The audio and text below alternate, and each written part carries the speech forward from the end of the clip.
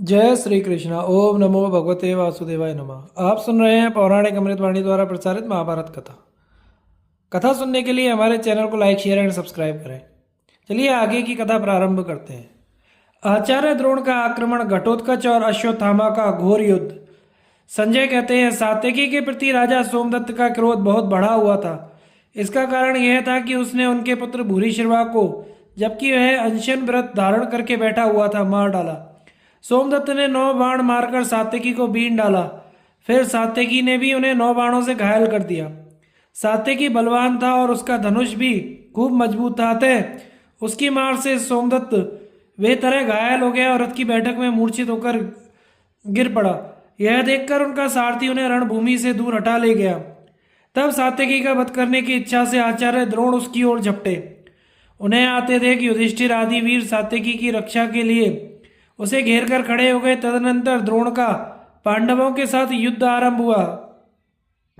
द्रोण ने पांडव सेना को बाणों से आच्छादित कर दिया और युधिष्ठिर को भी खूब घायल कर दिया। फिर सात्यकी को 10, धृष्टद्युम्न को 20, भीमसेन को 9, नकुल को 5, सहदेव को 8, शिखंडी को 100, द्रौपदी के प्रत्येक पुत्र को 5, विराट को 8, द्रुपद को 10, युधामन्यु को 3 और उत्तमौजा को 6 बाण मारकर बीन दिया। इसके बाद अन्य योद्धाओं को भी घायल करके वे युधिष्ठिर की ओर बढ़े। उनके बाणों की चोट से आर्तनाद करते हुए पांडव सैनिक सब दिशाओं में भागने लगे। जो जो वीर आचार्य के सामने आ जाता उसका मस्तक कट कट कर पृथ्वी में समा जाता। इस प्रकार द्रोण के बाणों से आहत हुई पांडव सेना अर्जुन के देखते ही देखते भयभीत होकर भाग चली। यह देखकर अर्जुन ने श्री कृष्ण से कहा, गोविंद, अब आप आचार्य द्रोण के रथ की ओर चलिए। तब भगवान ने घोड़ों को द्रोण के रथ की ओर हाँका। भीमसेन ने भी अपने सारथी विशोक को आज्ञा दी कि मुझे द्रोण के रथ के पास ले चलो। उनकी आज्ञा पाकर विशोक ने भी अर्जुन के पीछे अपना रथ बढ़ाया। उन दोनों भाइयों को तैयार होकर द्रोण सेना की ओर आते देख पांचाल, संजय, मत्स्य, चेदी, कारुष, कौशल के महारथियों ने उनका साथ दिया। महाराज, तदनंतर वहां रोंगटे खड़े कर देने वाला घोर संग्राम छिड़ गया। अर्जुन और भीम ने अपने साथ रथियों के भारी समूह को लेकर आपकी सेना के दक्षिण और उत्तर भाग में घेरा डाल दिया। उन दोनों वीरों को वहां उपस्थित देखकर सात्यकी और धृष्टद्युम्न भी आ गए। भूरिश्रवा के वश से अश्वत्थामा बहुत चढ़ा हुआ था। उसने सात्यकी को आते देख उसे मार डालने का निश्चय करके उस पर धावा किया। यह देख भीमसेन के पुत्र घटोत्कच ने क्रोध में भरकर अपने शत्रु को रोका। घटोत्कच का रथ लोहे का बना हुआ था, उसमें 8 पहिए थे। वह बहुत बड़ा और भयंकर था। उसी में बैठकर वह अश्वत्थामा की ओर चला। एक अक्षौहिणी सेना उसे चारों ओर से घेरे हुए थी। किसी के हाथ में त्रिशूल था तो किसी के हाथ में मुदगर, कोई पत्थर की चट्टान हाथ में लिए था तो कोई वृक्ष। घटोत्कच प्रलय काल के दंडधारी यमराज की भांति जान पड़ता था। उसके हाथ में उठाए हुए महान धनुष को देखकर राजा लोग भय से व्याकुल हो उठे थे। वह भीमकाय राक्षस पर्वत के समान ऊंचा था। बड़ी बड़ी दाढ़ों के कारण उसका मुख विकराल और भयंकर दिखाई पड़ता था। कान खूंटे के समान, ठोड़ी बहुत बड़ी, बाल ऊपर की ओर उठे हुए, आंखें भयावनी, मुंह पर चमक, पेट धंसा हुआ, यही उसका हुलिया था। गले का छेद ऐसा था मानो कोई बहुत बड़ा गड्ढा हो। सिर के बाल मुकुट से ढके हुए थे। वह मुंह बाकर खड़े हुए यमराज के समान संपूर्ण प्राणियों को त्रास पहुंचा रहा था। शत्रु उसे देखते ही व्याकुल हो जाते थे। राक्षस राज घटोत्कच को हाथ में धनुष लिए आते देख दुर्योधन की सेना में हलचल मच गई। सबके सब भय से व्याकुल हो उठे। उस राक्षस के सिंहनाद से अत्यंत भयभीत हो हाथी मूत्र त्याग करने लगे। मनुष्यों को व्यथा होने लगी। फिर तो वहां चारों ओर पत्थर की वर्षा आरंभ हो गई। रात्रि होने से उस समय राक्षसों का बल बहुत बढ़ा हुआ था। उनके चलाए हुए लोहे के चक्र, शुभुंडी, प्रास, तोमर, शूल, शतग्नि, पट्टिश आदि अस्त्र शस्त्र वहां बरस रहे थे। बड़ा ही भयंकर संग्राम छिड़ा हुआ था। उसे देखकर कौरव पक्ष के राजाओं, आपके पुत्रों तथा कर्ण को भी बहुत कष्ट हुआ। वे सब दिशाओं की ओर भागने लगे। उस समय एकमात्र अभिमानी वीर अश्वत्थामा ही विचलित ना होकर अपनी जगह डटा रहा। उसने घटोत्कच की रची हुई माया अपने बाणों से नष्ट कर दी। माया नाश होने पर घटोत्कच के क्रोध की सीमा ना रही। उसने भयंकर बाणों का प्रहार किया। वे सभी बाण अश्वत्थामा के शरीर में घुस गए। तब अश्वत्थामा ने भी क्रोध में भरकर घटोत्कच को 10 बाणों से बीन डाला। इससे उसके मर्म स्थानों को बड़ी चोट पहुंची। अत्यंत पीड़ित होकर उसने लाखरों वाला एक चक्र हाथ में लिया, जिसके किनारे की ओर छुरे लगे हुए थे। वह चक्र अश्वत्थामा को लक्ष्य करके उसने चलाया, परंतु अश्वत्थामा ने बाण मारकर चक्र के टुकड़े टुकड़े कर दिए। वह व्यर्थ होकर पृथ्वी पर गिर पड़ा। यह देख घटोत्कच ने अपने बाणों की वर्षा से अश्वत्थामा को आच्छादित कर दिया। इतने में ही घटोत्कच का पुत्र अंजन पर्वा वहां आ पहुंचा। उसने अश्वत्थामा को ऐसे रोक लिया जैसे आंधी के वेग को पर्वत रोक देता है। तब अश्वत्थामा ने एक बाण से अंजन पर्वा की ध्वजा, 2 से रथ के दोनों सारथी, 3 से त्रिवेणुक, 1 से धनुष और 4 से 4 घोड़ों को मार गिराया। रथहीन हो जाने पर उसने तलवार उठाई, किंतु द्रोण कुमार ने तीखे तीर से उसके भी 2 टुकड़े कर दिए। तब अंजन पर्वा ने गदा घुमाकर चलाई, किंतु द्रोण कुमार ने उसे भी बाणों से मारकर गिरा दिया। फिर तो वह प्रलयकालीन मेघ के समान गर्जना करता हुआ कूदकर आकाश में चला गया। वहां से वृक्षों की वर्षा करने लगा। यह देखकर अश्वत्थामा उस मायावी को बाणों से बींधने लगा। तब वह नीचे उतरकर पुनः रथ पर जा बैठा। इसी समय अश्वत्थामा ने अंजन पर्वा को मार डाला। अपने महाबली पुत्र को अश्वत्थामा के हाथ से मारा गया देख घटोत्कच क्रोध से जल उठा और अश्वत्थामा के पास जाकर बोला, द्रोण कुमार, मैं उन पांडवों का पुत्र हूं जो युद्ध में कभी पीछे पैर नहीं हटाते। राक्षसों का राजा हूं और रावण के समान मेरा बल है। तू इस रणांगन में खड़ा तो रह, जीते जी नहीं जाने पाएगा। आज मैं तेरा युद्ध करने का हौसला मिटा दूंगा। ऐसा कहकर क्रोध से लाल लाल आंखें किए वह महाबली राक्षस अश्वत्थामा की ओर झपटा और उस पर रथ के धुरे के सदृश बाणों की वर्षा करने लगा। किंतु घटोत्कच के बाण अभी निकट भी नहीं आ पाते थे कि अश्वत्थामा उन्हें काट गिराता था। इस प्रकार अंतरिक्ष में मानो बाणों का एक दूसरा ही संग्राम चल रहा था। जब दोनों ओर के बाण टकराते तो उनसे चिंगारियां छूटने लगती, जो उस प्रदोष काल में आकाश के बीच जुगनुओं की भांति जान पड़ती थी। रणाभिमानी अश्वत्थामा के द्वारा अपनी माया नष्ट हुई देखकर घटोत्कच पुनः आकाश में छिप गया और दूसरी माया रचने लगा।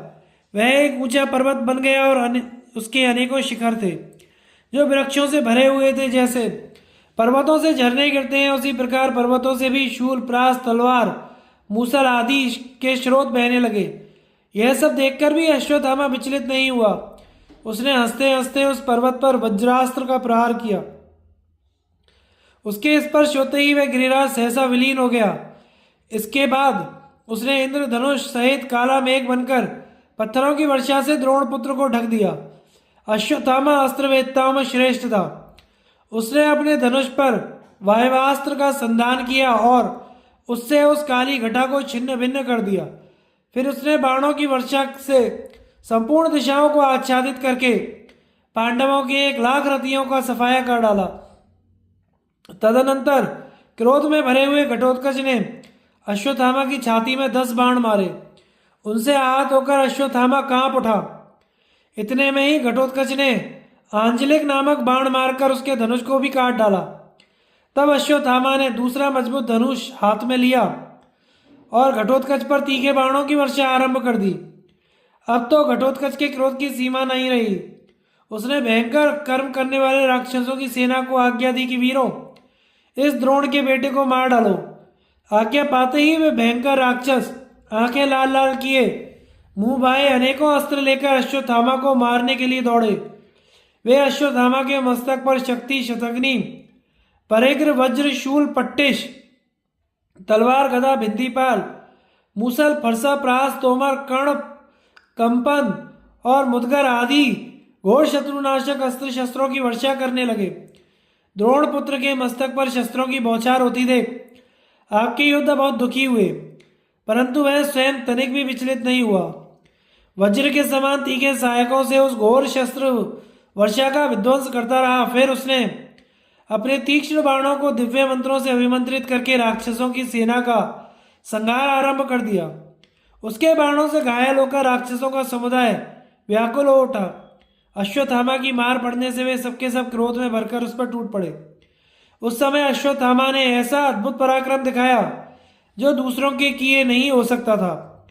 उसने राक्षसराज घटोत्कच के देखते ही देखते अपने प्रज्वलित बाणों से उसकी सेना को भस्मसात कर दिया। तब क्रोध में भरे हुए घटोत्कच ने दांतों से अपने होंठ चबाकर ताली बजाई और सिंहनाद करके 8 घंटियों वाली एक भयानक अश्विनी अश्वत्थामा पर छोड़ी, किंतु उसने कूदकर वह अश्विनी हाथ में पकड़ ली और उसे घटोत्कच पर ही चला दिया। घटोत्कच कूदकर रथ से अलग हो गया। वह भयंकर अश्विनी उसके घोड़े, सारथी, ध्वजा और रथ को भस्म करके पृथ्वी में समा गई। अश्वत्थामा का वह पराक्रम देखकर सब योद्धा उसकी प्रशंसा करने लगे। अपना रथ नष्ट हो जाने से घटोत्कच धृष्टद्युम्न के रथ पर जा बैठा और एक भयानक धनुष हाथ में ले अश्वत्थामा की छाती पर तीखे बाणों से प्रहार करने लगा।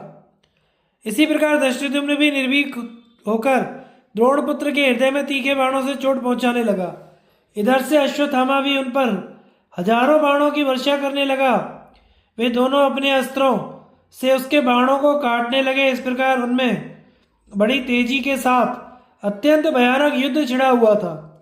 उस समय अश्वत्थामा ने वहां अत्यंत अद्भुत पराक्रम प्रकट किया जो दूसरों के लिए सर्वथा असंभव था। उसने पलक मारते ही घोड़े, सारथी, रथ और हाथियों सहित राक्षसों की एक अक्षौणी सेना का सफाया कर डाला। भीमसेन, घटोत्कच, धृष्टद्युम्न, नकुल, सहदेव, युधिष्ठिर, अर्जुन और श्री कृष्ण भी देखते ही रह गए। उसके बाणों की चोट खाकर हाथी श्रृंगीन पर्वतों के समान पृथ्वी पर बहरा पड़ते थे।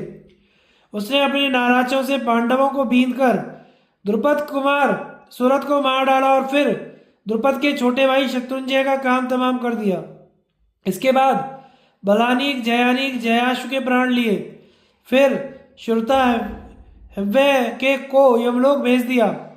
तदनंतर 3 बाणों से हेममाली, पृषद्र और चंद्रसेन का वध किया। तत्पश्चात कुंती भोज के 10 पुत्रों को भी 10 बाणों से यमलोक का अतिथि बनाया।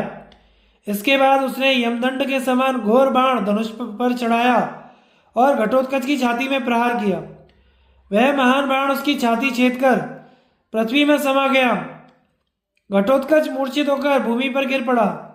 उसे मरकर गिरा हुआ समझकर धृष्टद्युम्न अपना रथ हटाकर दूर ले गया। युधिष्ठिर की सेना के राजा लोग भाग चले। वीरवर अश्वत्थामा पांडव सेना को परास्त करके सिंह के समान गरजने लगा। उस समय अन्य सब लोगों ने तथा आपके पुत्रों ने भी द्रोण कुमार का विशेष सम्मान किया। सिद्ध, गंधर्व, पिशाच, नाग, सुपर्ण, पितर, पक्षी, राक्षस, भूत, अप्सरा तथा देवता लोग भी अश्वत्थामा की प्रशंसा करने लगे। बालीक और धृतराष्ट्र के 10 पुत्रों का वध, युधिष्ठिर का पराक्रम, कर्ण तथा कृप में विवाद और अश्वत्थामा का कोप। संजय कहते हैं, महाराज, अश्वत्थामा ने राजा कुंती भोज के 10 पुत्रों और हजारों राक्षसों का संहार कर दिया। यह देखकर युधिष्ठिर, भीमसेन, धृष्टद्युम्न और सात्यकी ने पुनः युद्ध में ही मन लगाया। संग्राम में सात्यकी पर दृष्टि पड़ते ही सोमदत्त पुनः आग बबूला हो गए। उन्होंने बड़ी भारी बाण वर्षा करके सात्यकी को आच्छादित कर दिया। फिर दोनों पक्षों में बड़ा भयंकर युद्ध होने लगा। सोमदत्त को निकट आया देखकर सात्यकी की रक्षा के लिए भीमसेन ने उन्हें 10 बाण मारकर घायल कर दिया। सोमदत्त ने भी उन्हें 100 बाणों से बीन डाला। यह देखकर सात्यकी क्रोध में भर गया और वज्र के समान तीक्ष्ण 10 बाणों से सोमदत्त को घायल किया। तदनंतर भीमसेन ने सात्यकी का पक्ष लेकर सोमदत्त के मस्तक पर एक भयंकर परिघ का प्रहार किया।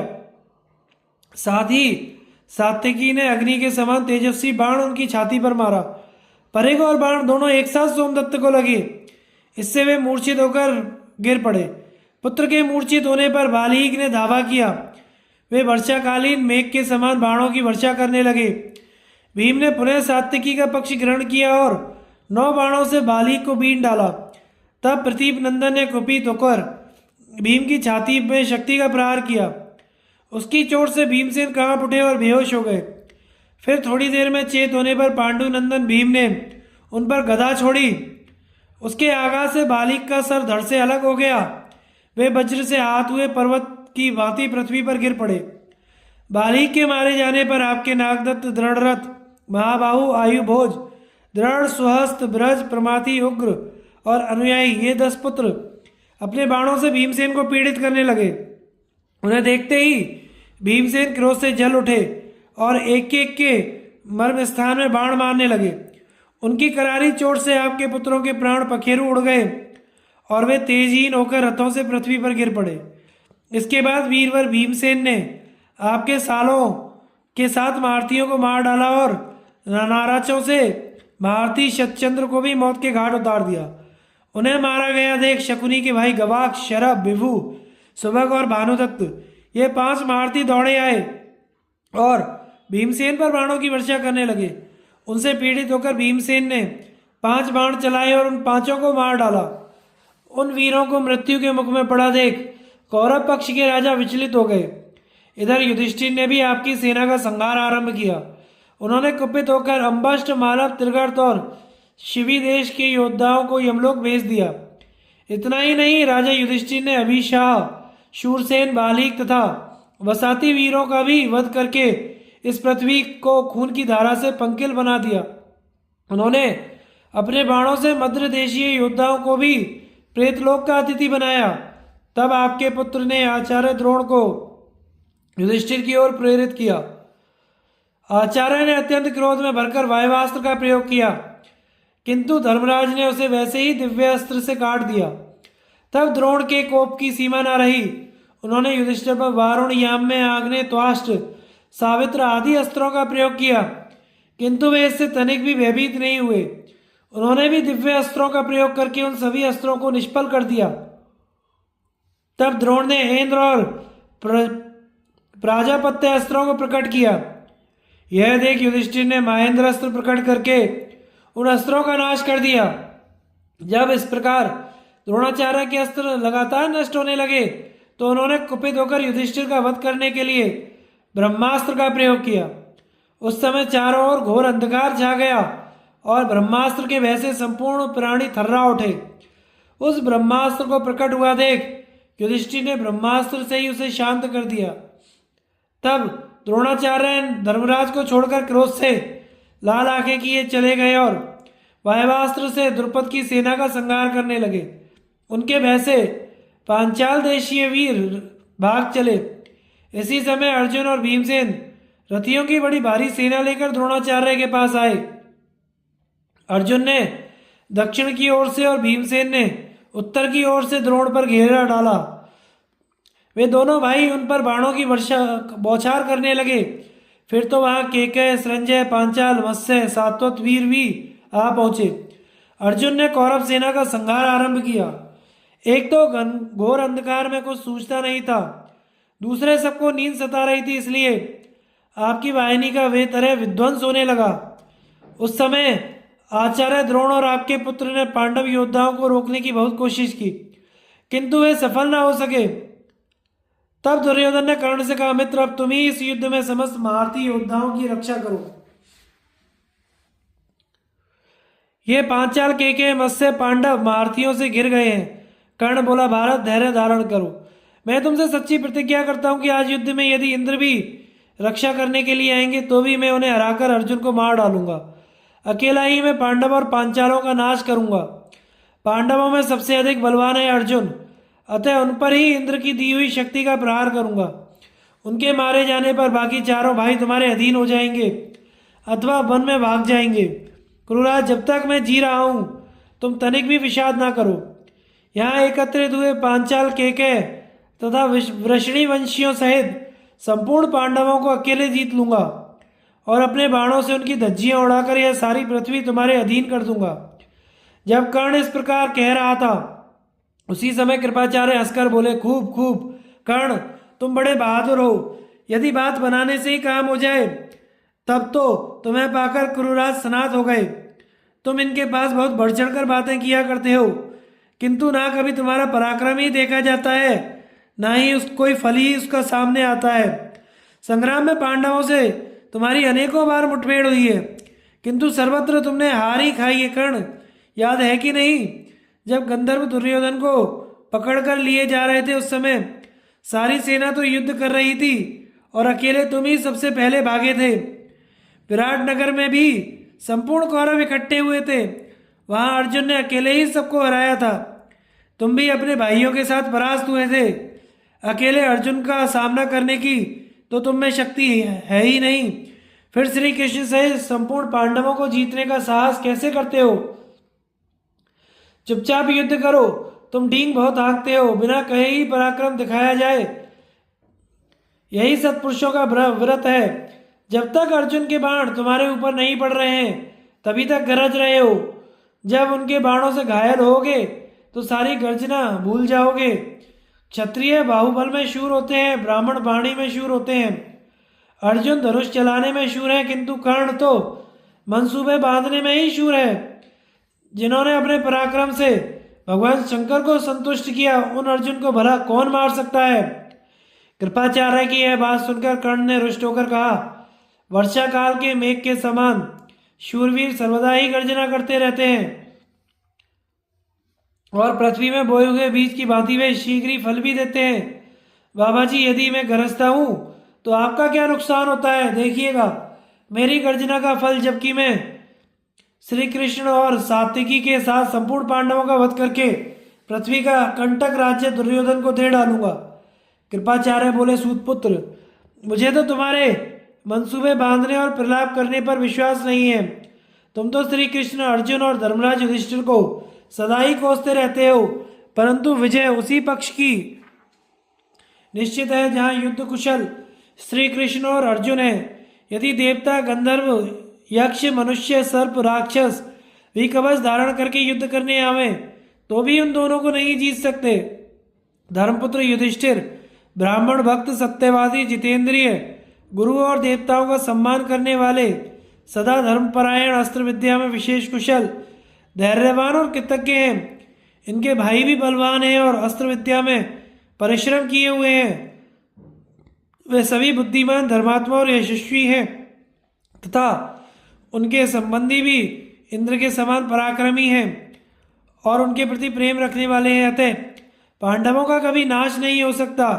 भीमसेन तथा अर्जुन यदि चाहे तो अपने अस्त्र बल से देवता, असुर, मनुष्य, यक्ष, राक्षस, भूत और नागगणों से युक्त संपूर्ण जगत का विनाश कर सकते हैं। युधिष्ठिर भी यदि रोष भरी दृष्टि से देखें तो इस भूमंडल को भस्म कर सकते हैं। जिनके बल की कोई सीमा नहीं है, वे भगवान श्री कृष्ण भी जिनके लिए कवच धारण करके तैयार हैं। उन शत्रुओं को जीतने का साहस तुम कैसे कर रहे हो? यह सुनकर कर्ण ने हंसकर कहा, बाबा, तुमने पांडवों के विषय में जो कुछ कहा वह सब सच है। इतने ही नहीं, और भी बहुत से गुण पांडवों में है। यह भी ठीक है कि उन्हें इंद्र आदि देवता, दैत्य, यक्ष, गंधर्व, पिशाच, नाग, राक्षस भी नहीं जीत सकते, तो भी मैं उन पर विजय पाऊंगा। मुझे इंद्र ने एक अमोघ शक्ति दे रखी है, उसके द्वारा मैं युद्ध में अर्जुन को मार डालूंगा। उनके मरने पर उनके सहोदर भाई किसी भी तरह पृथ्वी का राज्य नहीं भोग सकते। उन सबका नाश हो जाने पर समुद्र सहित यह सारी पृथ्वी अनायास ही क्रूराज के वश में हो जाएगी। तुम तो स्वयं बूढ़े होने के कारण युद्ध करने में असमर्थ हो, साथ ही पांडवों पर तुम्हारा स्नेह है, इसीलिए मोहवश मेरा अपमान कर रहे हो। किंतु याद रखो, यदि मेरे विषय में फिर कोई अप्रिय बात मुंह से निकालोगे तो तलवार से तुम्हारी जीभ काट डालूंगा। दुर्बुद्धि ब्राह्मण, तुम कौरवों को डराने के लिए पांडवों की स्तुति करना चाहते हो। मैं तो पांडवों का कोई विशेष प्रभाव नहीं देखता। दोनों ही पक्ष की सेनाओं का समान रूप से संहार हो रहा है। द्विजाधम, जिन्हें तुम विशेष बलवान समझते हो, उनके साथ मैं पूरी शक्ति लगाकर युद्ध करूंगा। विजय तो प्रारब्ध के अधीन है। सूतपुत्र कर्ण को अपने मामा के प्रति कठोर भाषण करते थे अश्वत्थामा हाथ में तलवार ले बड़े वेग से कर्ण की ओर झपटा। दुर्योधन के देखते ही देखते वह कर्ण के पास आ पहुंचा और अत्यंत क्रोध में भरकर बोला, रे नीच, मेरे मामा शूरवीर हैं और ये अर्जुन के सच्चे गुणों का कीर्तन कर रहे हैं, तो भी तू अर्जुन से द्वेष होने के कारण इनका तिरस्कार कर रहा है। तू अपनी ही शूरता की डींग हाका करता है, किंतु जब तुझे हराकर अर्जुन ने तेरे देखते देखते जयद्रथ का वध किया, उस समय कहाँ था तेरा पराक्रम? कहाँ गए थे तेरे अस्त्र शस्त्र? जिन्होंने युद्ध में साक्षात महादेव को संतुष्ट किया है, उन्हें जीतने को तू व्यर्थ ही मंसूबे बांधा करता है। श्री कृष्ण के साथ रहते अर्जुन को इंद्र आदि देवता और असुर भी नहीं हरा सकते, फिर तू कैसे जीत सकता है? नराधम, खड़ा रह, अभी तेरा सिर धड़ से अलग करता हूं। यह कहकर वह बड़े वेग से कर्ण की ओर बढ़ा, किंतु स्वयं राजा दुर्योधन और कृपाचार्य ने उसे पकड़कर रोक लिया। कर्ण कहने लगा, यह दुर्बुद्धि नीच ब्राह्मण अपने को बड़ा शूर और लड़ाका समझता है। कुरुराज, तुम रोको मत, छोड़ दो, जरा इसे अपने पराक्रम का भी मजा चखा दूं। अश्वत्थामा ने कहा, मूर्ख सूतपुत्र, तेरा यह अपराध तो हम सह लेते हैं, किंतु अर्जुन तेरे इस बढ़े हुए घमंड का अवश्य नाश करेगा। दुर्योधन बोला, भाई अश्वत्थामा, शांत हो जाओ, तुम तो दूसरों को सम्मान देने वाले हो, इस अपराध को क्षमा करो। तुम्हें कर्ण पर किसी तरह क्रोध नहीं करना चाहिए। विप्रवर, मैंने तो तुम पर और कर्ण, कृप, द्रोण, शल्य और शकुनी पर ही इस महान कार्य का भार दे रखा है। इस प्रकार राजा के मनाने से अश्वत्थामा का क्रोध शांत हो गया। कृपाचार्य का स्वभाव भी बड़ा कोमल था, वे शीघ्र ही सहृदय होकर बोले, सूतपुत्र, हम तो तेरे अपराध को क्षमा कर देते हैं, परंतु तेरे बढ़े हुए घमंड का अर्जुन अवश्य नाश करेगा। अर्जुन के द्वारा कर्ण की पराजय, अश्वत्थामा का दुर्योधन के साथ संवाद तथा पांचालों के साथ घोर युद्ध। तदनंतर अर्जुन और पांचाल वीर कर्ण की निंदा करते हुए चारों ओर से एक साथ वहां पहुंचे। जब कर्ण पर उनकी दृष्टि पड़ी तो वे उच्च स्वर से गर्जना करते हुए बोले, यह पांडवों का कट्टर दुश्मन है, सदा का पापी है, यही सारे अनर्थों की जड़ है, क्योंकि यह दुर्योधन की हाँ में हाँ मिलाया करता है, मार डालो इसे। ऐसा कहते हुए सभी क्षत्रिय वीर कर्ण का वध करने के लिए उस पर टूट पड़े। बाणों की भारी वर्षा करके उसे आच्छादित करने लगे। उन सब महारथियों को अपने ऊपर धावा करते देख महाबली कर्ण सहायकों की मार से पांडव सेना को आगे बढ़ने से रोक दिया। उस समय हम सब लोगों ने कर्ण की अद्भुत फुर्ती देखी। महारथी कर्ण ने राजाओं के बाण समूहों का निवारण करके उन रथों और घोड़ों पर अपने नाम वाले बाणों का प्रहार किया और घोड़ों पर अपने नाम प्रहार किया। उससे व्याकुल होकर वे इधर उधर भागने लगे। कर्ण के सहायकों से हाथ धोकर झुंड के झुंड घोड़े, हाथी और रथी मरते दिखाई देते थे। कर्ण की उस फुर्ती को महाबली अर्जुन नहीं सह सके। उन्होंने उसके ऊपर 300 तीखे बाण मारे, फिर उसके बाएं हाथ को एक बाण से बीन डाला, इससे उसके हाथ का धनुष टूटकर गिर गया।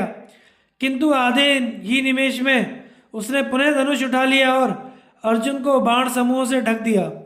किंतु अर्जुन ने हंसते हंसते उस बाण वर्षा का संहार कर डाला। जब वे दोनों एक दूसरे से भिड़कर परस्पर सहायकों की वृष्टि करने लगे, इतने में ही अर्जुन ने कर्ण का पराक्रम देखकर बड़ी शीघ्रता से उसके धनुष को बीच में ही काट डाला। फिर 4 भल्ल मारकर उसके चारों घोड़ों को यमलोक भेज दिया। इसके बाद सारथी का भी सिर उतार लिया। तत्पश्चात 4 बाणों से उसके शरीर को बीन डाला। उन बाणों से कर्ण को बड़ी पीड़ा हुई और वह अपने ही अश्विन रथ से कूदकर कृपाचार्य के रथ पर चढ़ गया। उस समय उसके सब अंगों में बाण धसे हुए थे, इससे वह कंटकों से भरी हुई शाही के समान जान पड़ता था। कर्ण को परास्त हुआ देख आपके योद्धा धनंजय के बाणों से क्षत विक्षत हो सब दिशाओं में भागने लगे। उन्हें भागते देख दुर्योधन सांत्वना देते हुए लौटाने लगा। उसने कहा, शूरवीरों, तुम लोग श्रेष्ठ क्षत्रिय हो, तुम्हारे लिए भागना शोभा की बात नहीं है। ये देखो, मैं स्वयं अर्जुन का वध करने के लिए चल रहा हूं। पांचालों और सोंकों के साथ अर्जुन को मैं स्वयं मारूंगा। ऐसा कहकर क्रोध में भरा हुआ दुर्योधन बहुत बड़ी सेना के साथ अर्जुन की ओर बढ़ा। यह देखकर कृपाचार्य ने अश्वत्थामा के पास आकर कहा, आज यह राजा दुर्योधन अमर्ष में भरा हुआ है और क्रोध से अपनी विचार शक्ति खो बैठा है। जैसे पतंगें जलने के लिए दीपक के पास जाते हैं, उसी प्रकार अपना सर्वनाश करने के लिए अर्जुन से लड़ना चाहता है। हम लोगों के सामने ही पार्थ से भिड़कर यह अपने प्राण खो बैठे। इससे पहले ही तुम जाकर इसे रोक लो। अपने मामा के इस प्रकार कहने पर अश्वत्थामा दुर्योधन के पास जाकर बोला, गांधारी नंदन, मैं तुम्हारा हितैषी हूं। मेरे जीते जी मेरी अवहेलना करके तुम्हें अकेले युद्ध नहीं करना चाहिए। तुम अर्जुन को जीतने के विषय में संदेह ना करो, चुपचाप खड़े रहो, मैं जाकर अर्जुन को रोकता हूं। दुर्योधन बोला, विप्रवर, आचार्य तो अपने पुत्र की भांति पांडवों की रक्षा करते हैं, तुम भी सदा उनकी ओर से लापरवाही दिखाते हो। मैं नहीं जानता तुम्हारा पराक्रम क्यों मंद हो गया है। शायद मेरा दुर्भाग्य हो, या तुम धर्मराज या द्रौपदी का प्रिय करना चाहते होगे। अश्वत्थामा, मुझ पर प्रसन्न हो जाओ और मेरे दुश्मनों का नाश करो। तुम पांचालों और सोमकों को उनके अनुचरों सहित मार डालो। इनके बाद जो बाकी रह जाएंगे उन्हें तुम्हारे संरक्षण में रहकर मैं स्वयं मौत के घाट उतारूंगा। पहले पांचालों, सोमकों और केकयों को जाकर रोको, क्योंकि ये लोग अर्जुन से सुरक्षित होकर मेरी सेना का सफाया किए डालते हैं। पहले करो या पीछे करो, यह काम तुम्हारे किए ही हो सकता है। अतः पांचालों को तुम उनके सेवकों सहित मार डालो। तुम इस जगत को पांचाल रहित कर दोगे, ऐसा सिद्ध पुरुषों ने कहा है। यह बात कभी मिथ्या नहीं हो सकती। इंद्र सहित देवता भी तुम्हारे बाणों का प्रहार नहीं सह सकते। फिर पांडवों और पांचालों की तो बात ही क्या है। वीरवर, देखो, यह मेरी सेना अर्जुन के बाणों से पीड़ित होकर भाग रही है। अतः शीघ्र ही जाओ, देर नहीं होनी चाहिए। दुर्योधन के ऐसा कहने पर अश्वत्थामा ने इस प्रकार उत्तर दिया, महाबाहो, तुमने जो कुछ कहा है सब ठीक है। मुझे और मेरे पिताजी को पांडव बड़े प्यारे हैं तथा वे भी हम दोनों पर प्रेम रखते हैं, किंतु यह बात युद्ध के समय लागू नहीं होती। उस समय तो हम लोग प्राणों का मोह छोड़कर निडर होकर पूरी शक्ति से युद्ध करते हैं, किंतु तुम तो महान लोभी और कपटी हो। सब पर संदेह करने का तुम्हारा स्वभाव हो गया है, अपने ही घमंड में फूले रहते हो। यही कारण है कि हम लोगों पर तुम्हारा विश्वास नहीं होता। खैर, मैं तो अब चाहता हूँ तुम्हारे हित के लिए जीवन का लोभ छोड़कर प्रयत्नपूर्वक शत्रुओं से युद्ध करता रहूंगा। उनके मुख्य मुख्य वीरों को चुन चुनकर मारूंगा। पांचालों और सोमकों का वध तो करूंगा ही। उन्हें मरा देखकर जो लोग मेरे साथ लड़ने आवेंगे उन्हें भी हम लोग भेज दूंगा। मेरी भुजाओं की पहुंच के भीतर जो आ जाएंगे वे छूट कर नहीं जा सकते। इस प्रकार आपके पुत्र से कहकर अश्वत्थामा समस्त धनुर्धारियों को भगाता हुआ युद्ध करने के लिए शत्रुओं के सामने जा डटा। उसने केके और पांचाल राजाओं से पुकार कर कहा, महारथियों, तुम सब लोग एक साथ मुझ पर प्रहार करो। यह सुनकर वे सभी वीर अश्वत्थामा पर अस्त्र शस्त्रों की वृष्टि करने लगे। अश्वत्थामा ने उनके अस्त्रों का निवारण करके पांडवों और धृष्टद्युम्न के सामने ही उनमें से 10 वीरों को मार गिराया। अश्वत्थामा की मार पड़ने से पांचाल और सोमक क्षत्रिय वहां से हटकर इधर उधर सब दिशाओं में भागने लगे। तब धृष्टद्युम्न ने अश्वत्थामा पर धावा किया और उसे मर्मभेदी सहायकों से बीन डाला। अधिक घायल होने से अश्वत्थामा क्रोध में भर गया और हाथ में बाण लेकर धृष्टद्युम्न से बोला, धृष्टद्युम्न, स्थिर होकर क्षण भर और प्रतीक्षा कर लो। अभी थोड़ी देर में तुम्हें तीखे बल्लों से मारकर यमलोक पठाता हूं। यह कहकर उसने धृष्टद्युम्न को बाणों से आच्छादित कर दिया। तब पांचाल राजकुमार ने अश्वत्थामा को डांट कर कहा, अरे ब्राह्मण, क्या तू मेरी प्रतिज्ञा और मेरे उत्पन्न होने का प्रयोजन नहीं जानता? आज रात में सवेरा होने से पहले ही तेरे पिता को मारकर फिर तेरा वध करूंगा। जो ब्राह्मण ब्राह्मणोचित वृत्ति का त्याग कर क्षत्रिय धर्म में तत्पर रहता है वह सब लोगों का वध्य है। धृष्टद्युम्न के कहे हुए इस कठोर वचन को सुनकर अश्वत्थामा प्रचंड कोप से जल उठा और खड़ा रह ऐसा कहकर उसने बाणों की वर्षा से उसे ढक दिया। उधर धृष्टद्युम्न भी अश्वत्थामा पर नाना प्रकार के बाणों से प्रहार करने लगा। उन दोनों की बाण वर्षा से आकाश और दिशाएं भर गईं। घोर अंधकार छा गया थे। वे एक दूसरे की दृष्टि से ओझल होकर ही लड़ने लगे। दोनों के ही युद्ध का ढंग बड़ा अद्भुत और सुंदर था। दोनों की ही फुर्ती देखने के योग्य थी। उस समय रणभूमि में खड़े हुए हजारों योद्धा उन दोनों की प्रशंसा कर रहे थे। युद्ध में अश्वत्थामा ने धृष्टद्युम्न के धनुष ध्वजा छत्र काट डाले और पार्श्व रक्षक सारथी तथा चारों घोड़ों को भी मार गिराया। इसके बाद अपने तीखे बाणों से मारकर उसने सैकड़ों हजारों पांचालों को भी भगा दिया। उसके इस पराक्रम को देखकर पांडव सेना व्यथित हो उठी। उसने 100 बाणों से पांचालों का नाश करके 3 तीखे बाण छोड़कर 3 श्रेष्ठ महारथियों के प्राण ले लिए। फिर धृष्टद्युम्न और अर्जुन के देखते ही देखते वहां खड़े हुए बहुसंख्यक पांचालों का संहार कर डाला। उनके रथ और ध्वजाएं चूर चूर हो गईं। अब तो संजय और पांचालों में भगदड़ मच गई। इस प्रकार महारथी अश्वत्थामा संग्राम में शत्रुओं को जीतकर बड़े जोर से गर्जना करने लगा।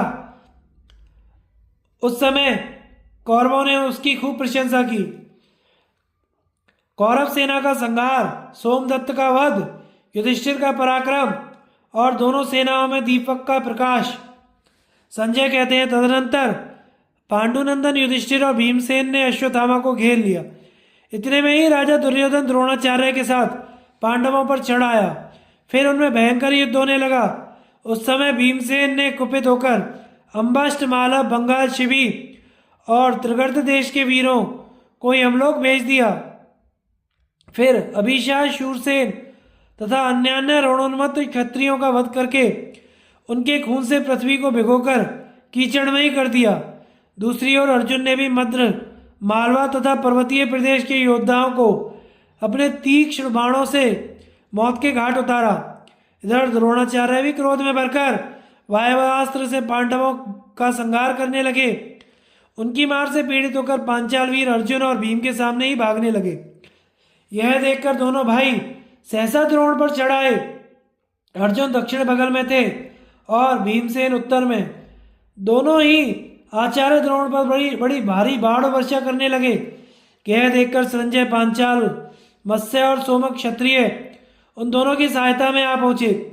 इसी प्रकार आपके पुत्र के भारतीय योद्धा भी बहुत बड़ी सेना के साथ द्रोणाचार्य के रथ के पास आ गए।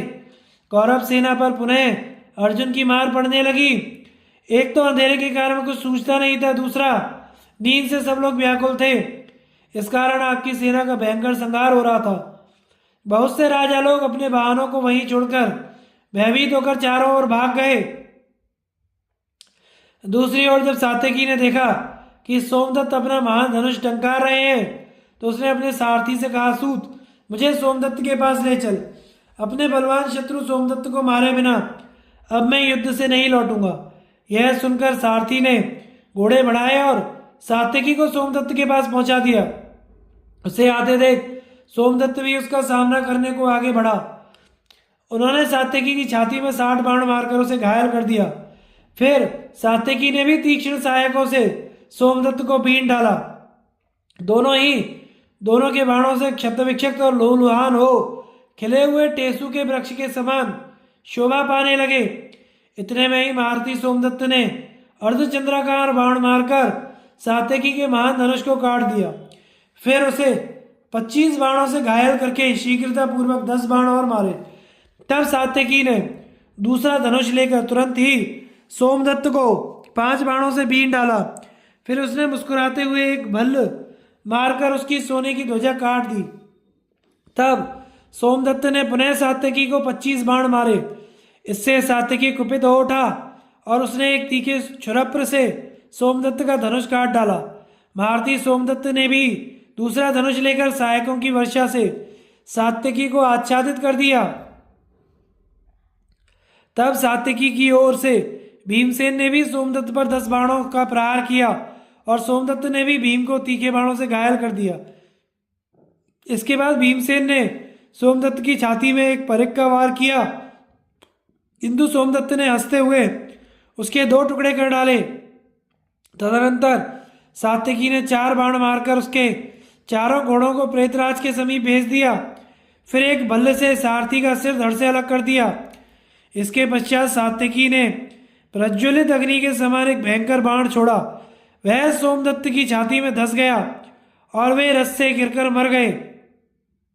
सोमदत्त को मारा गया देखकर कौरव महारथी बाणों की बौछार करते हुए सात्यकी पर टूट पड़े। यह देखकर राजा युधिष्ठिर तथा अन्य पांडव प्रभद्रक वीरों के साथ बहुत बड़ी सेना लिए द्रोणाचार्य के सैन्य की ओर बढ़े। उन्होंने आचार्य के देखते सहायकों की मार से आपकी सेना को भगा दिया। यह देख आचार्य क्रोध से लाल आंखें किए युधिष्ठिर पर टूट पड़े और उनकी छाती पर 7 बाण मारे। तब युधिष्ठिर ने भी 5 बाणों से द्रोणाचार्य को बीन डाला। इसके बाद आचार्य ने युधिष्ठिर की ध्वजा और धनुष को काट दिया। युधिष्ठिर ने दूसरा धनुष हाथ में लिया और घोड़े, सारथी, ध्वजा एवं रस सहित आचार्य द्रोण पर लगातार 1000 बाणों की वर्षा की। यह एक अद्भुत बात हुई। उनके बाणों की आघात से पीड़ित व्यथित होकर आचार्य 2 घड़ी तक रथ की बैठक में मूर्छित भाव से पड़े रहे। फिर जब होश हुआ तो बड़े क्रोध में आकर उन्होंने युधिष्ठिर पर वायवास्त्र का प्रयोग किया, किंतु युधिष्ठिर इससे तनिक भी विचलित नहीं हुए। उन्होंने अपने अस्त्र से आचार्य के अस्त्र को शांत कर दिया, उनके धनुष को भी काट डाला। द्रोण ने दूसरा धनुष उठाया, किंतु युधिष्ठिर ने एक तीक्ष्ण भल्ल मारकर उसे भी काट दिया। इसी बीच में भगवान श्री कृष्ण ने युधिष्ठिर से कहा, महाबाहो, मैं आपसे जो कुछ कहता हूं उसे सुनिए। द्रोणाचार्य से युद्ध ना कीजिए, वे युद्ध में सदा आपको पकड़ने का उद्योग करते हैं, अतः उनके साथ आपका युद्ध होना मैं उचित नहीं समझता। इनका नाश करने के लिए जो उत्पन्न हुआ है वह धृष्टद्युम्न ही इनका वध करेगा। आप गुरु से युद्ध करना छोड़ जहां राजा दुर्योधन है वहां जाइए। राजा के साथ राजा को ही लड़ाई करनी चाहिए, अतः आप हाथी घोड़े और रथ की सेना लेकर वहां ही जाइए जहां मेरी सहायता से भीमसेन और अर्जुन कौरवों से युद्ध कर रहे हैं। भगवान की बात सुनकर धर्मराज ने थोड़ी देर मन ही मन विचार किया, फिर तुरंत ही जहां भीमसेन थे उधर चल दिए। इधर द्रोण भी उस रात में पांडव और पांचालों की सेना का संहार करने लगे। धृतराष्ट्र ने पूछा, संजय, पांडवों ने जब हमारी सेना का मंथन कर डाला, सभी सैनिकों के तेज क्षीण कर दिए और सब लोग उस घोर अंधकार में डूब रहे थे, उस समय तुम लोगों ने क्या सोचा? दोनों सेनाओं को प्रकाश कैसे मिला? संजय ने कहा, महाराज, दुर्योधन ने सेनापतियों को आज्ञा देकर जो सेना मरने से बच गई थी उसे व्यूहाकार में खड़ा करवाया। सबसे आगे थे द्रोण और सब पीछे थे शल्य। अश्वत्थामा, कृतवर्मा, शकुनी और स्वयं राजा दुर्योधन चारों ओर घूमकर उस रात्रि में सेना की रक्षा कर रहे थे। उसने पैदल सैनिकों को आज्ञा दी कि तुम लोग हथियार रख दो और अपने हाथों में जलती हुई मशालें उठा लो। सैनिकों ने प्रसन्नता पूर्वक इस आज्ञा का पालन किया।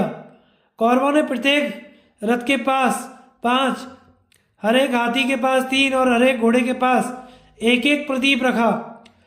पैदल सिपाही हाथ में तेल और मशाल लेकर दीपकों को जलाया करते थे। इस प्रकार क्षणभर में ही आपकी सारी सेना में उजाला हो गया। हमारी सेना को इस प्रकार दीपकों के प्रकाश से जगमगाते देख पांडवों ने भी अपने पैदल सैनिकों को तुरंत ही दीप जलाने की आज्ञा दी। उन्होंने प्रत्येक रथ के आगे 10-10, प्रत्येक हाथी के सामने 7-7 दीपकों का प्रबंध किया।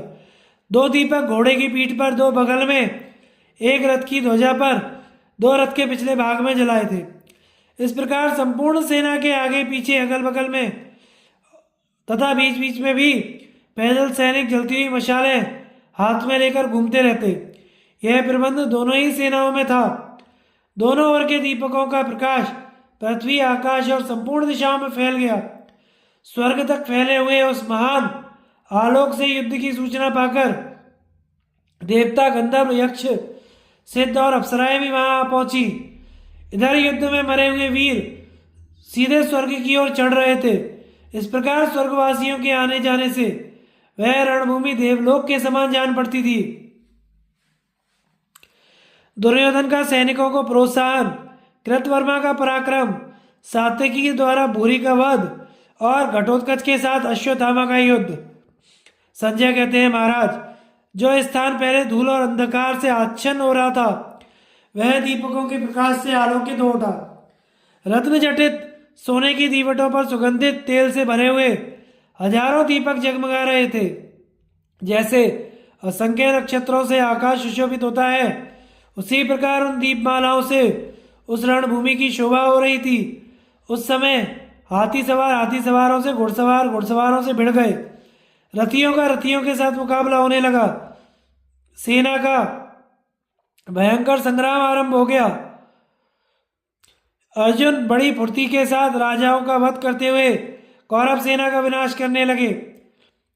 धृतराष्ट्र ने पूछा, संजय, जब अर्जुन क्रोध में भरकर दुर्योधन की सेना में घुसे उस समय उसने क्या करने का विचार किया? कौन कौन वीर अर्जुन का सामना करने के लिए आगे बढ़े? आचार्य द्रोण जब युद्ध कर रहे थे उस समय कौन कौन उनके पृष्ठभाग की रक्षा करते थे, कौन उनके आगे थे और कौन दाएं बाएं पहियों की रक्षा में नियुक्त थे, ये सब बातें मुझे बताओ। संजय ने कहा, महाराज, उस रात्रि दुर्योधन ने आचार्य द्रोण की सलाह लेकर अपने भाइयों तथा कर्ण, वृषसेन, भद्रराज, शल्य, दुर्धर्ष, दीर्घबाहु तथा उन सबके अनुचरों से कहा, तुम सब लोग पूर्ण सावधान रहकर पराक्रम करते हुए पीछे रहकर आचार्य द्रोण की रक्षा करो। कृतवर्मा दक्षिण के पहिए की तथा शल्य उत्तर वाले पहिए की रक्षा करें। इसके बाद त्रिगर्त देश के भारतीय वीरों में से जो मरने से बचे हुए हैं उन सबको आपके पुत्र ने आचार्य के आगे रहने की आज्ञा दी। कहा, वीरों, आचार्य द्रोण बड़ी सावधानी के साथ युद्ध कर रहे हैं, पांडव भी बड़ी तत्परता के साथ उनका सामना करते हैं। अतः अब तुम लोग सावधान रहकर आचार्य की महारथी धृष्टद्युम्न से रक्षा करो। पांडवों की सेना में धृष्टद्युम्न के सिवा और कोई योद्धा मुझे ऐसा दिखाई नहीं देता जो द्रोण से लोहा ले सके। अतः इस समय आचार्य की रक्षा ही हमारे लिए सबसे बढ़कर काम है। सुरक्षित रहने पर आचार्य अवश्य ही पांडवों, संजयों और सोमकों का नाश कर डालेंगे। फिर अश्वत्थामा धृष्टद्युम्न को नष्ट कर देगा, कर्ण अर्जुन को परास्त करेगा। युद्ध की दीक्षा लेकर मैं भीमसेन पर विजय पाऊंगा। इनके मरने पर बाकी पांडव तेजहीन हो जाएंगे, फिर तो उन्हें मेरे सभी योद्धा नष्ट कर सकते हैं। इस प्रकार सुदीर्घ काल के लिए मेरी विजय की संभावना स्पष्ट ही दिखाई दे रही है। यह कहकर दुर्योधन ने सेना को युद्ध करने की आज्ञा दी। फिर तो परस्पर विजय पाने की इच्छा से दोनों सेनाओं में घोर संग्राम होने लगा। उस समय अर्जुन कौरव सेना को और कौरव अर्जुन को भांति भांति के अस्त्र शस्त्रों से पीड़ा देने लगे। रात्रि का वह युद्ध इतना भयानक था कि वैसा उसके पहले ना कभी देखा गया ना ही सुना गया। उधर राजा युधिष्ठिर ने पांडवों, पांचालों और सोमकों को आज्ञा दी कि तुम सब लोग द्रोण का वध करने के लिए उन पर एक बार की टूट पड़ो। राजा की आज्ञा पाकर वे पांचाल और संगे आदि क्षत्रिय भैरवनाद करते हुए द्रोण पर चढ़ाए। उस समय कृतवर्मा ने युधिष्ठिर को और भूरि ने सात्विकी को रोका। सहदेव का कर्ण ने और भीमसेन का दुर्योधन ने सामना किया। शकुनी ने नकुल को आगे बढ़ने से रोका। शिखंडी का कृपाचार्य ने और प्रतिविंध्य का दुशासन ने मुकाबला किया। सैकड़ों प्रकार की माया जानने वाला राक्षस घटोत्कच को अश्वत्थामा ने रोका। इसी प्रकार द्रोण को पकड़ने के लिए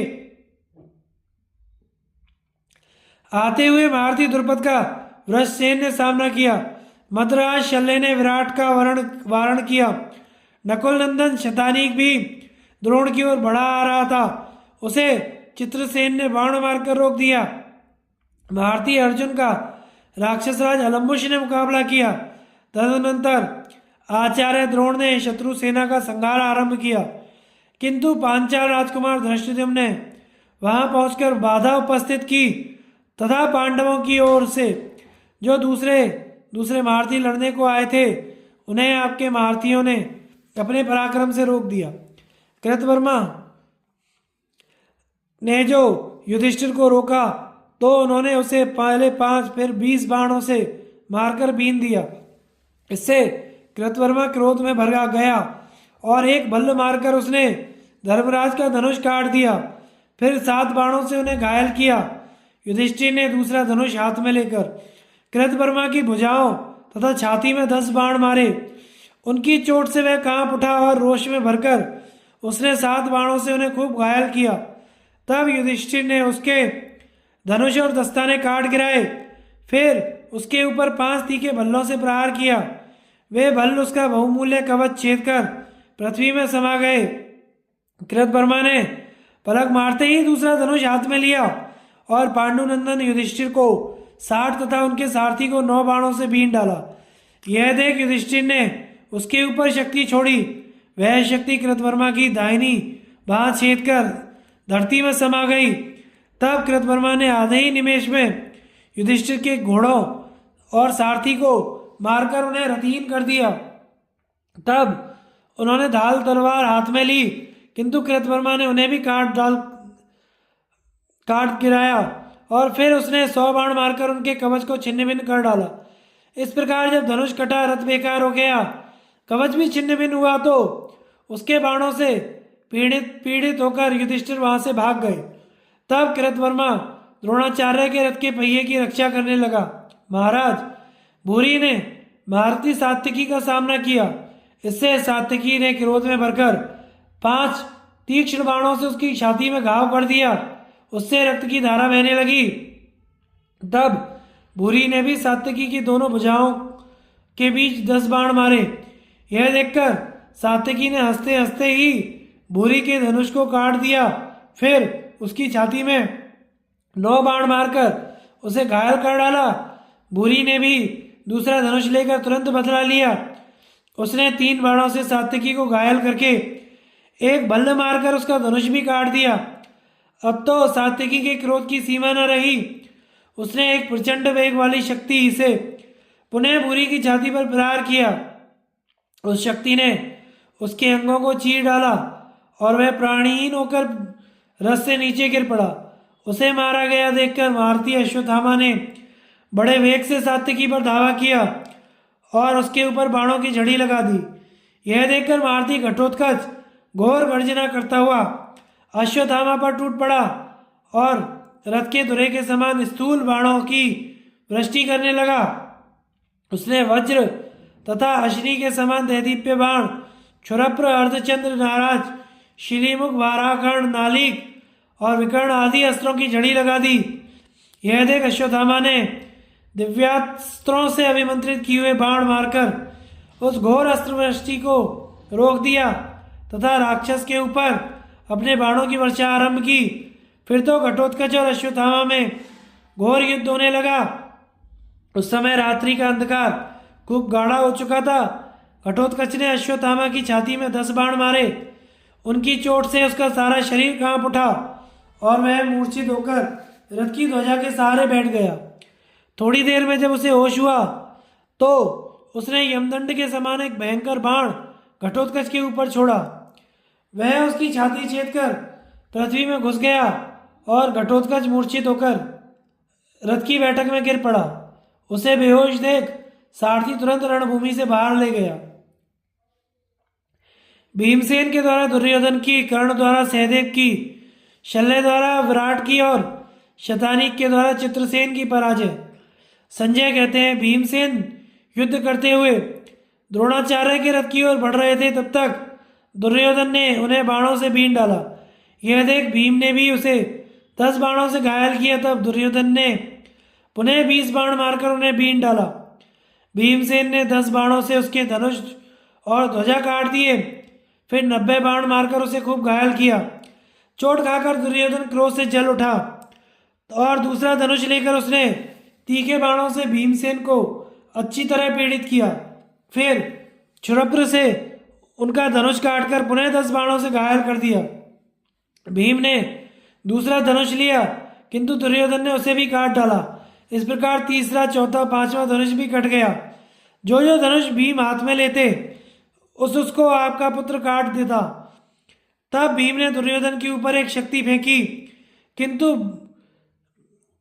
उसने भी उसके 3 टुकड़े कर दिए। इसके बाद भीम ने बहुत बड़ी गदा हाथ में ली और उसे वेग से घुमाकर दुर्योधन के रथ पर फेंका। उस गदा ने आपके पुत्र के घोड़ों सारथी का कछुमन निकालकर रथ को भी चकनाचूर कर दिया। दुर्योधन भीम के डर से पहले ही भागकर नंदक के रथ पर चढ़ गया। उस समय भीमसेन कौरवों का तिरस्कार करते हुए बड़े जोर से सिंहनाद कर रहे थे और आपके सैनिकों में हाहाकार मचा हुआ था। दूसरी ओर द्रोण का सामना करने की इच्छा से सहदेव बढ़ा आ रहा था। उसे कर्ण ने रोका। सहदेव ने कर्ण को 9 बाणों से घायल करके फिर 10 बाण और मारे। तब कर्ण ने भी सहदेव को 100 बाणों से बीनकर तुरंत बदला चुकाया। उसके चढ़े हुए धनुष को काट डाला। मातरी नंदन ने दूसरा धनुष लेकर पुनः कर्ण को 20 बाण मारे। कर्ण ने उसके घोड़ों को मारकर सारथी को भी यमलोक भेज दिया।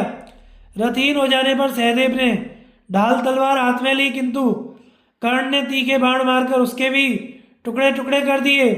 तब क्रोध में भरकर सहदेव ने एक बहुत भारी भयंकर गदा कर्ण के रथ की ओर फेंकी, परंतु कर्ण ने बाणों से मारकर उसे भी गिरा दिया। यह देखकर उसने शक्ति का प्रहार किया, किंतु कर्ण ने उसे भी काट दिया। अब सहदेव रथ से नीचे कूद पड़ा और रथ का पहिया हाथ में लेकर उसे कर्ण पर दे मारा। उस चक्र को सहसा अपने ऊपर आते देख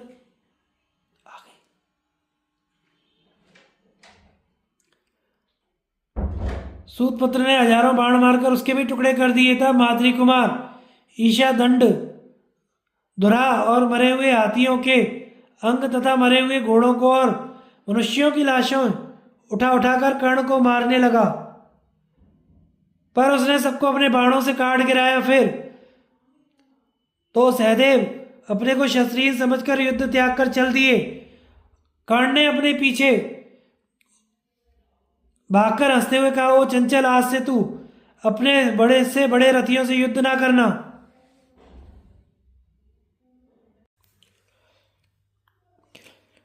इस प्रकार ताना देकर कर्ण पांडवों और पांचालों की सेना की ओर चला गया। उस समय सहदेव मृत्यु के निकट पहुंच चुका था। कर्ण चाहता तो उसे मार डालता, किंतु कुंती को दिए वचन को याद करके उसने सहदेव का वध नहीं किया। सहदेव का मन बहुत उदास हो गया था। वह कर्ण के बाणों से तो पीड़ित था ही, उसके बाघ बाणों से भी उसके दिल को काफी चोट पहुंची थी, इसलिए उसे जीवन से वैराग्य सा हो गया। वह बड़ी तेजी से जाकर पांचाल कुमार जन्मेजय के रथ पर बैठ गया। इसी प्रकार द्रोण का मुकाबला करने के लिए राजा विराट भी अपनी सेना के साथ आ रहे थे। उन्हें बीच में ही रोककर मद्राज शल्य ने बाण वर्षा से ढक दिया। उन्होंने बड़ी फुर्ती के साथ राजा विराट को 100 बाण मारे। यह देखकर विराट ने भी तुरंत बदला लिया। उन्होंने पहले 9 फिर 73, इसके बाद 100 बाण मारकर शल्य को घायल कर दिया। फिर मद्रराज ने उनके रथ के चारों घोड़ों को मारकर 2 बाणों से सारथी और ध्वजा को भी काट गिराया। तब राजा विराट रथ से कूद पड़े और धनुष चढ़ाकर तीखे बाणों से वर्षा करने लगे। अपने भाई को रथहीन देखकर शतानीक रथ लेकर उनकी सहायता में आ पहुंचा। उसे आते देख मद्रराज ने बहुत से बाण मारकर यमलोक पहुंचा दिया। अपने वीर बंधु के मारे जाने पर महारथी विराट तुरंत ही उसके रथ में बैठ गए और क्रोध से आंखें फाड़कर ऐसी बाण वर्षा करने लगे जिससे शल्य का रथ आच्छादित हो गया। तब मद्रराज ने सेनापति विराट की छाती में बड़े जोर से बाण मारा। वे उसकी चोट संभाल नहीं सके और मूर्छित होकर रथ की बैठक में गिर पड़े। यह देख उनका सारथी उन्हें रणभूमि से हटा ले गया। इधर शल्य सैकड़ों बाण बरसाकर विराट की सेना का संहार करने लगे। इससे वह वाहिनी उस रात्रि काल में भागने लगी। उसे भागते देख भगवान श्री कृष्ण और अर्जुन जहाँ राजा शल्य थे उधर ही चल पड़े, किंतु राक्षस अलम्बुश ने वहां पहुंचकर उन्हें बीच में ही रोक लिया। यह देख अर्जुन ने 4 तीखे बाण मारकर उसे बीन डाला। तब अलम्बुश भयभीत होकर भाग गया। उसे परास्त कर अर्जुन तुरंत द्रोण के निकट पहुंचे और पैदल, हाथी सवार तथा घुड़सवारों पर बाढ़ समूहों की वर्षा करने लगे। उनकी मार से कौरव सैनिक आंधी में उखाड़े हुए वृक्ष की भांति धराशायी हो गए। महाराज, अर्जुन ने जब इस प्रकार संहार आरंभ किया तो आपके पुत्र की संपूर्ण सेना में भगदड़ मच गई। एक ओर से नकुल पुत्र शतानीक अपनी शराग्नि से कौरव सेना को भस्म करता हुआ आ रहा था। उसे आपके पुत्र चित्रसेन ने रोका। शतानीक ने चित्रसेन को 5 बाण मारे। चित्रसेन ने भी शतानीक को 10 बाण मारकर बदला चुकाया। तब नकुल पुत्र ने चित्रसेन की छाती में अत्यंत तीखे 9 बाण मारकर उसके शरीर का कवच काट गिराया। फिर अनेकों तीक्ष्ण सहायकों से उसके रथ की ध्वजा और धनुष को भी काट दिया। चित्रसेन ने दूसरा धनुष हाथ में लेकर शतानीक को 9 बाण मारे। महाबली शतानीक ने भी उसके चारों घोड़ों और सारथी को मार डाला। फिर एक अर्धचंद्राकार बाण मारकर उसके रत्न मंडित धनुष को काट दिया। धनुष कट गया, घोड़े और सारथी मारे गए। इससे रथहीन हुआ चित्रसेन तुरंत भागकर कृतवर्मा के रथ पर जा चढ़ा। द्रुपद, वृषसेन, प्रतिविंध्य, दुशासन, नकुल, शकुनी, शिखंडी, कृपाचार्य का युद्ध तथा धृष्टद्युम्न सात्यकी एवं अर्जुन का पराक्रम। संजय कहते हैं, द्रोणाचार्य का मुकाबला करने के लिए राजा द्रुपद अपनी सेना के साथ बढ़े आ रहे थे। उस समय वृषसेन सैकड़ों बाणों की वर्षा करते हुए उनके सामने आया। यह देख द्रुपद ने कर्ण नंदन की भुजाओं और छाती में 60 बाण मारे। वृषसेन क्रोध में भर गया और उसने रथ पर बैठे हुए राजा द्रुपद की छाती में अनेकों तीखे बाण मारे। इस प्रकार दोनों ने दोनों के शरीर में घाव कर दिए। दोनों के ही अंगों में बाण धंसे दिखाई देते थे। दोनों खून से लथपथ हो रहे थे। इसी बीच में राजा द्रुपद ने एक भल्ल मारकर वृषसेन के धनुष को काट दिया। वृषसेन ने दूसरा सुदृढ़ धनुष हाथ में लिया। उस पर संधान करके द्रुपद की ओर लक्ष्य कर एक भल्ल छोड़ा। वह भल्ल द्रुपद की छाती छेद कर पृथ्वी में समा गया। उससे आहत हुए राजा को मूर्छा आ गई। यह देखकर सारथी अपने कर्तव्य का विचार करके उन्हें वहां से दूर हटा ले गया। फिर तो उस भयंकर रात्रि में द्रुपद सेना रणभूमि से भाग चली। वृषसेन के डर से सोमक क्षत्रिय भी वहां नहीं ठहर सके। प्रतापी वृषसेन सोमकों के अनेकों शूरवीर महारथियों को परास्त करके तुरंत ही राजा युधिष्ठिर के पास पहुंचा। दूसरी ओर प्रतिविंध्य क्रोध में भरकर कौरव सेना को दग्ध कर रहा था। उसका सामना करने आपका पुत्र महारथी दुशासन पहुंचा। उसने प्रतिविंध्य के ललाट में 3 बाण मारकर उसे अच्छी तरह घायल किया। प्रतिविंध्य ने भी पहले 9 बाण मारकर फिर 7 बाणों से दुशासन को पीन दिया। तब दुशासन ने अपने उग्र सहायकों से प्रतिविंध्य के घोड़ों को मारकर एक भल्ल से उसके सारथी को भी यमलोक पहुंचा दिया। इसके बाद उसके रथ के भी टुकड़े टुकड़े कर दिए। फिर एक क्षुरप्र से उसका धनुष भी काट डाला। प्रतिविंध्य सोम के रथ पर जा बैठा। हाथ में धनुष ले आपके पुत्र को बाणों से बींधने लगा। तदनंतर आपके योद्धा बड़ी भारी सेना के साथ आकर आपके पुत्र को सब ओर से घेर कर युद्ध करने लगे। उस समय दोनों सेनाओं में महान संहारकारी युद्ध हुआ। इसी प्रकार एक और नकुल भी आपकी सेना का संहार कर रहा था। उसका सामना करने के लिए क्रोध में भरा हुआ शकुनी जा पहुंचा। वे दोनों आपस में वैर रखते थे और दोनों शूरवीर थे। दोनों ही एक दूसरे के वध की इच्छा से परस्पर बाणों का आघात करने लगे। जैसे नकुल बाणों की झड़ी लगा रहा था, उसी प्रकार शकुनी भी। शरीर में बाण धंसे होने के कारण वे दोनों कटीले वृक्षों के समान दिखाई देते थे। इतने में ही शकुनी ने नकुल की छाती में कर्णी नामक बाण मारा। उसकी करारी चोट से नकुल को मूर्छा आ गई और वह रथ के पीछे भाग में बैठ गया। फिर होश में आने पर उसने शकुनी को 60 बाण मारे। इसके बाद शकुनी की उसकी छाती में 100 नाराजों का प्रहार किया और उसके बाण चढ़ाए हुए धनुष को भी बीच से ही काट डाला। तत्पश्चात ध्वजा काटकर जमीन पर गिरा दी और एक पहने बाणों से उसकी दोनों जंघाओं को चीर डाला। इस चोट को शकुनी नहीं संभाल सका और बेहोश होकर रथ की बैठक में धम्म से गिर पड़ा। तब सारथी उसे रणभूमि से बाहर हटा ले गया और नकुल का सारथी अपने रथ को आचार्य द्रोण के पास ले गया। दूसरी ओर कृपाचार्य ने शिखंडी पर धावा किया। उन्हें निकट आते देख शिखंडी ने 9 बाणों से उन्हें घायल कर दिया। कृपाचार्य ने भी पहले 5 बाणों से मारकर फिर 20 बाणों से उस पर आघात किया। फिर तो उन दोनों में महाभयंकर घोर संग्राम छिड़ गया। शिखंडी ने एक अर्धचंद्राकार बाण से कृपाचार्य के धनुष को काट दिया। यह देख उन्होंने शिखंडी पर शक्ति का प्रहार किया, किंतु उसने अनेकों बाण मारकर उस शक्ति के टुकड़े टुकड़े कर दिए।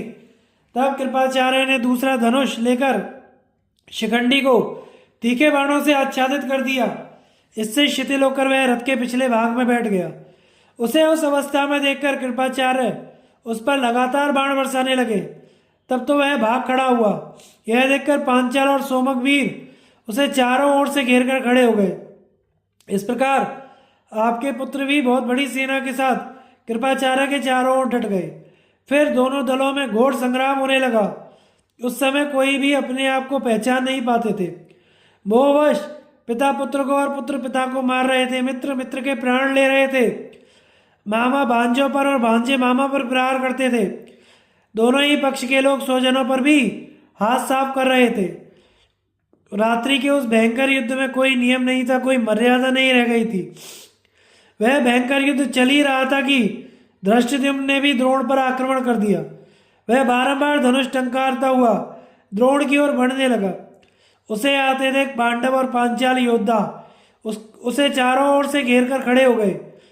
उसे इस प्रकार सुरक्षित देखकर आपके पुत्र भी बड़ी सावधानी के साथ आचार्य की रक्षा करने लगे। इसी बीच धृष्टद्युम्न ने द्रोण की छाती में 5 बाण मारकर सिंहनाद किया। तदनंतर द्रोण का पक्ष ले कर्ण ने 10, अश्वत्थामा ने 5, स्वयं द्रोण ने 7, शल्य ने 10, दुशासन ने 3, दुर्योधन ने 20 और शकुनी ने 5 बाण मारकर धृष्टद्युम्न को बींध डाला। किंतु इससे वह तनिक भी विचलित नहीं हुआ। उसने उन 7 महारथियों को बाणों से घायल कर दिया। फिर द्रोण, अश्वत्थामा, कर्ण आपके पुत्र को 3-3 बाणों से बीन डाला। तब उनमें से एक एक महारथी ने धृष्टद्युम्न को पुनः 5-5 बाण मारे। फिर द्रुमसेन ने कुपित होकर पहले 1 बाण से, उसके बाद 3 सहायकों से धृष्टद्युम्न को घायल किया। धृष्टद्युम्न ने भी उसे 3 बाण मारे। फिर एक भल्ल से उसके सिर को धड़ से अलग कर दिया। तदनंतर उसने उन महारथी योद्धाओं को भी बाणों से आहत किया। फिर भल्ल मारकर कर्ण का धनुष काट दिया। कर्ण दूसरा धनुष लेकर धृष्टद्युम्न पर बाणों की वर्षा करने लगा। इस प्रकार कर्ण को क्रोध में भरा देख शेष 6 महारथियों ने धृष्टद्युम्न का वध करने की इच्छा से तुरंत ही उसे घेर लिया। इसी समय धृष्टद्युम्न को दुश्मनों के चंगुल में फंसा देख सात्यकी बाणों की झड़ी लगाता हुआ वहां आ पहुंचा।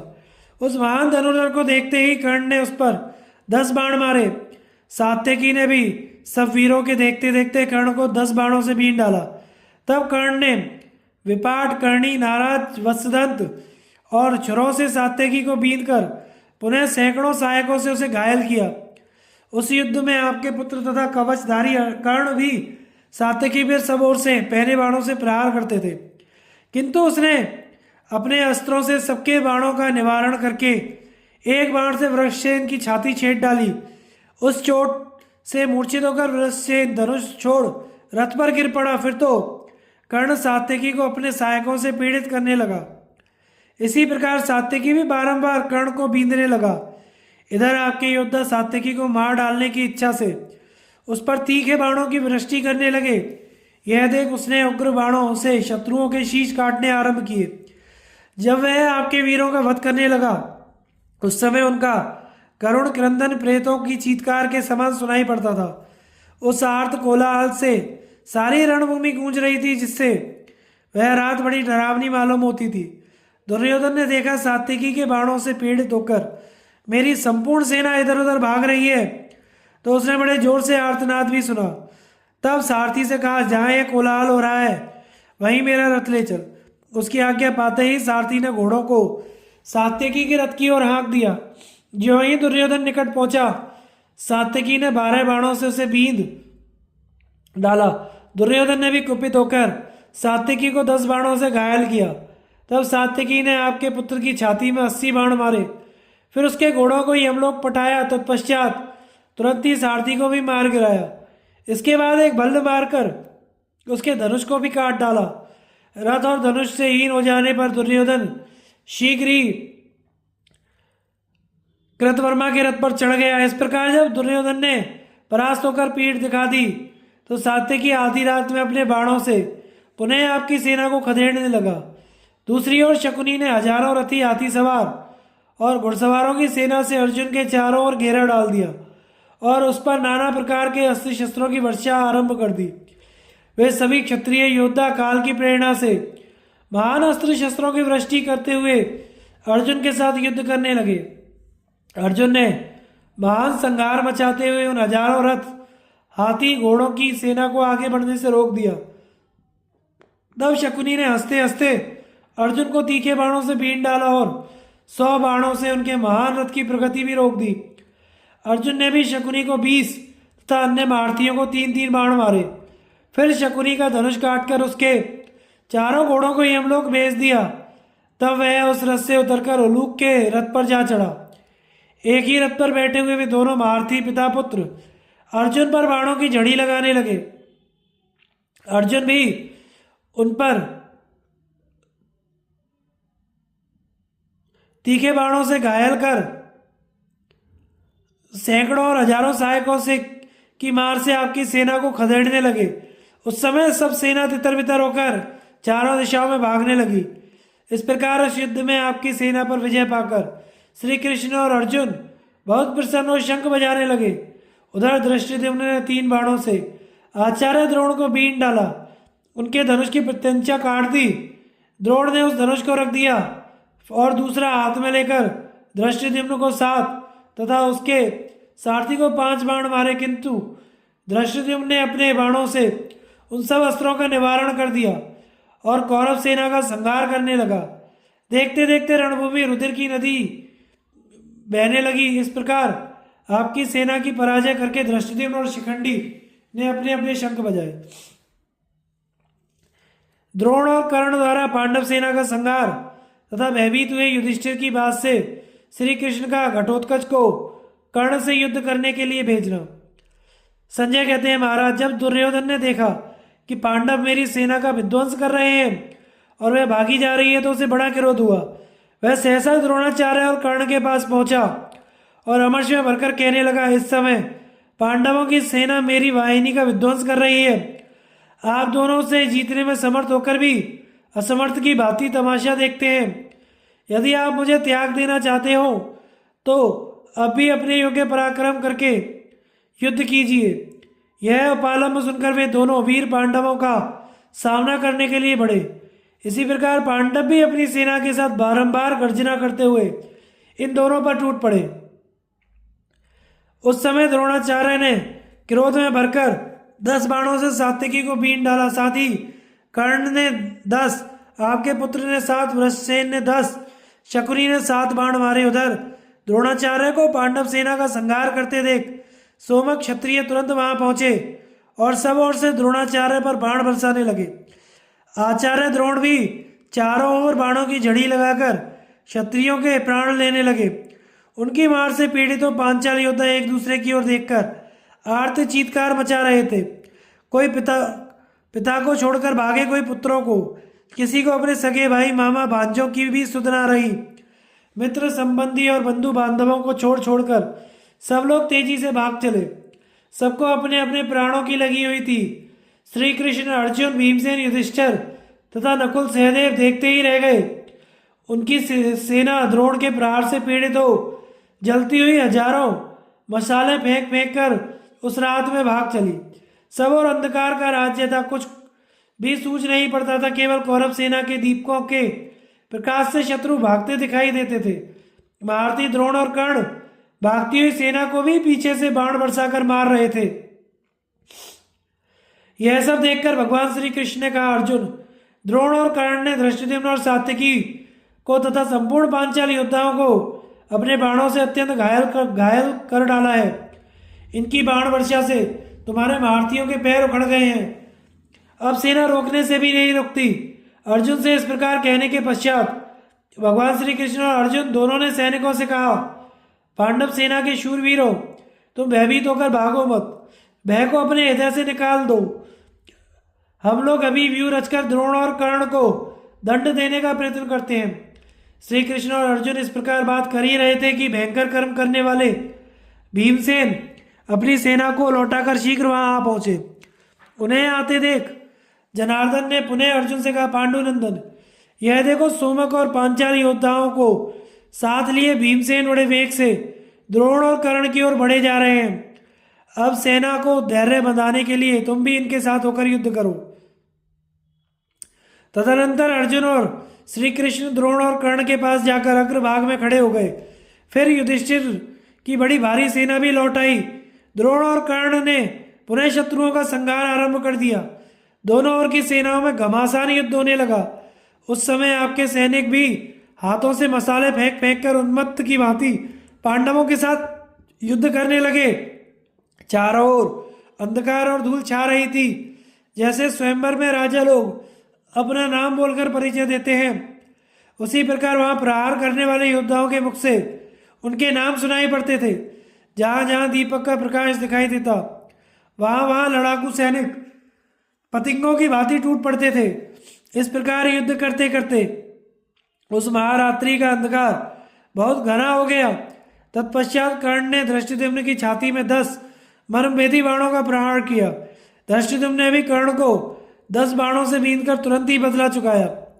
इस प्रकार वे दोनों एक दूसरे को सहायकों से बींधने लगे। थोड़ी ही देर में कर्ण ने धृष्टद्युम्न के घोड़ों को मारकर उसके सारथी को घायल किया। फिर तीखे बाणों से उसका धनुष काटकर एक बल्ले से सारथी को मार गिराया। तब धृष्टद्युम्न ने एक भयंकर परिघ से प्रहार कर कर्ण के घोड़ों को उपीच डाला। फिर पैदल ही युधिष्ठिर की सेना में जाकर सहदेव के रथ पर बैठ गया। इधर कर्ण के सारथी ने उसके रथ में नए घोड़े जोत दिए। अब कर्ण पुनः पांचाल महारथियों को अपने बाणों से पीड़ित करने लगा। अतः वह सेना भयभीत होकर रण से भाग चली। उस समय पांचाल और संजय इतने डर गए थे कि पत्ता खड़कने पर भी उन्हें कर्ण के आ जाने का संदेह हो जाता था। कर्ण उस भागती हुई सेना को भी पीछे से बाण मारकर खदेड़ रहा था।